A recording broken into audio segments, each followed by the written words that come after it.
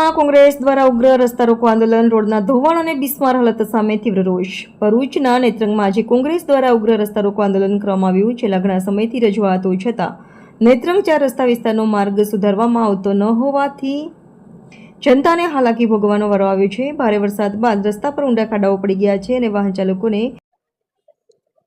આજે નેત્રંગ 4 રસ્તાની ઉપર છેલ્લા કેટલા સમયથી આ વિસ્તારની પ્રજા હાલાકી ભોગવી રહી છે.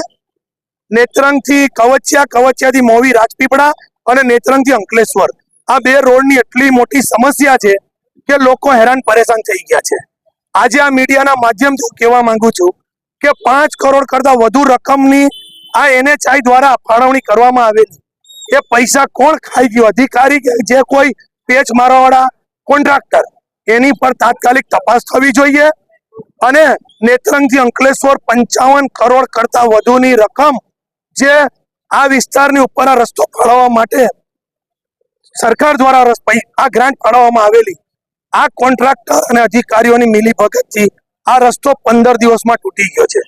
એક બાજુ રસ્તાનું કામ ચાલે, પાછળથી રસ્તો તૂટે છે. આ અધિકારીઓ ખોટા લેખિતમાં ખોટી જાણ કરે છે કે આ રસ્તો સારો છે ને અમે પેચવર્ક કરીશું, પણ હજુ તો 15 દિવસમાં રોડ તૂટી ગયો છે. તમે જુઓ, સાઇડ શોલ્ડરિંગમાં માટી નાખેલી છે, કોરિસ્પોલ કે GSB નાખવામાં આવે, નાખ્યો નથી.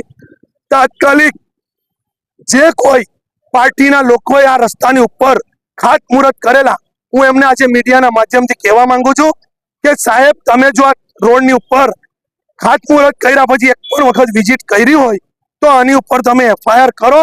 તમે આ કોન્ટ્રાક્ટર અને અધિકારીઓ પર FIR કરી ને એમને સબક શીખવાડો. આજે હું ફરી મીડિયાના માધ્યમથી કહેવા માંગુ છું, તાત્કાલિક આ 2 રસ્તાની ઉપર તપાસ બેસાડી અને એની ઇન્કવાયરી કરાવો. જો તાત્કાલિક આ પેચવર્કના રસ્તાનું નવીનીકરણ નહીં થાય તો આ લડાઈ ચાલુ રહેશે, રસ્તા રોકવાનું રોજ રહેશે અને તમામ કચેરીને તાળાબંધી કરવામાં આવશે.